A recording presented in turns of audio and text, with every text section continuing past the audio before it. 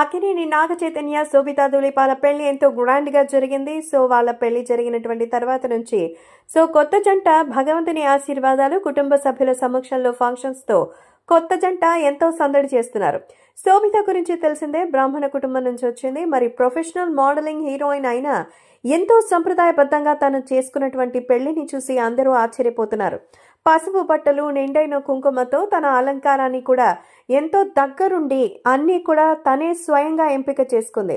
ముఖ్యంగా తనకి సంబంధించినటువంటి జ్యువెలరీని గురించే అందరూ మాట్లాడుకుంటున్నారు.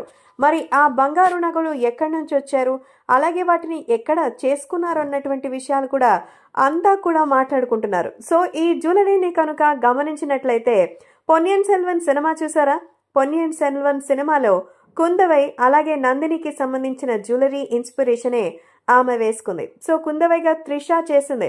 ఆమెకి మరి ఉన్నటువంటి ఆ నుదుటిన ఉన్న చందమామ కానీ సూర్యచంద్రులు అంటుంటారు కదా, అవి ఆ కమ్మలు, జుంకాలు, ముఖ్యంగా పాపిడ బొట్టు యాజ్ ఇట్ ఈజ్ అందులో ఉన్నదే.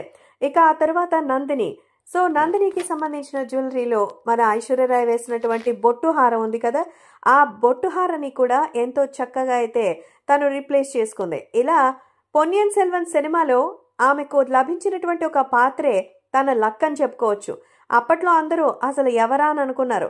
ఏది ఏవైనా ఇప్పుడు తన పెళ్లికి వేసుకున్న జ్యువెలరీ మీదే అందరూ మాట్లాడుకుంటూ ఉంటే ఐశ్వర్యరాయ్ అలాగే త్రిషాకి వేసినటువంటి పొన్నియిన్ సెల్వన్ లో ఉన్న ఆ నగల ఇన్స్పిరేషనే తన పెళ్లికి డిజైన్ చేయించుకుంది మన శోభితా ధూళిపాల.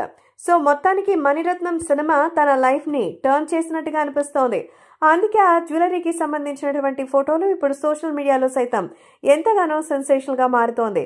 ట్రెడిషన్స్ ని బాగా ఫాలో అయ్యేటువంటి శోభితా ధూళిపాల ఇప్పుడు నిజంగా ఇంత అద్భుతమైనటువంటి నగలని చేసుకుని ఖచ్చితంగా ఆ రాజా లుక్ అంటే ఎక్కడైతే మహారాణి లుక్ ఉంటుందో దాన్నైతే తప్పకుండా తీసుకుంది అని అందరూ మెచ్చుకుంటున్నారు. ప్రస్తుతం ఈ జ్యువెలరీ అయితే మరికొన్ని రోజులు ట్రెండ్ లో ఉండడం అయితే పక్కానే చెప్పొచ్చు.